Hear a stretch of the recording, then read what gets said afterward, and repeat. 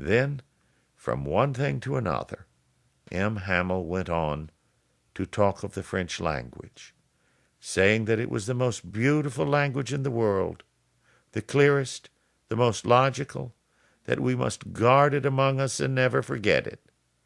Because when a people are enslaved, as long as they hold fast to their language, it is as if they had the key to their prison. Then he opened a grammar and read us our lesson. I was amazed to see how well I understood it. All he said seemed so easy, so easy. I think, too, that I had never listened so carefully, and that he had never explained everything with so much patience. It seemed almost as if the poor man wanted to give us all he knew before going away, and to put it all into our heads at one stroke. After the grammar, we had a lesson in writing. That day M. Hamel had new copies for us, written in a beautiful round hand. France, Alsace, France, Alsace.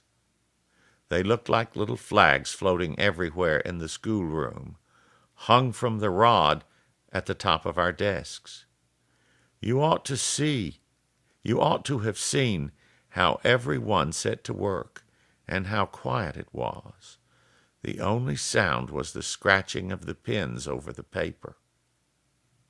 Once some beetles flew in, but nobody paid any attention to them, not even the littlest ones, who worked right on, tracing their fish hooks as if that was French too. On the roof the pigeons cooed very low, and I thought to myself, will they make them sing in German, even the pigeons?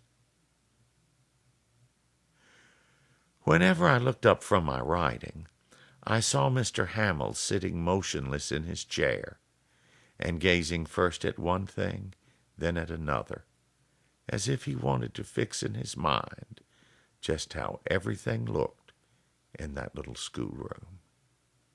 Fancy, for 40 years he had been there in the same place, with his garden outside the window and his class in front of him, just like that. Only the desks and benches had been worn smooth. The walnut trees in the garden were taller, and the hop vine that he had planted himself twined about the windows to the roof. How it must have broken his heart to leave it all, poor man. To hear his sister moving about in the room above, packing their trunks, for they must leave the country next day. But he had the courage to hear every lesson to the very last. After the writing, we had a lesson in history, and then the babies chanted their Bobby Bee Boo Boo. Now there at the back of the room, old Hauser had put his spectacles on, holding his primer in both hands, spelled the letters with them. You could see that he, too, was crying. His voice trembled with emotion, and it was so funny to hear him that we all wanted to laugh and cry. And how well I remember it, that last lesson. All at once the church clock struck 12. Then the Angelus. At the same moment, the trumpets of the Prussians, returning from drill, sounded under our windows. M. Hamel stood up, very pale in his chair. I never saw him look so tall. My friends, he said, I... But something choked him. He could not go on. Then he turned to the blackboard, took a piece of chalk, and bearing on with all his might, he wrote as large as he could, Viva la France.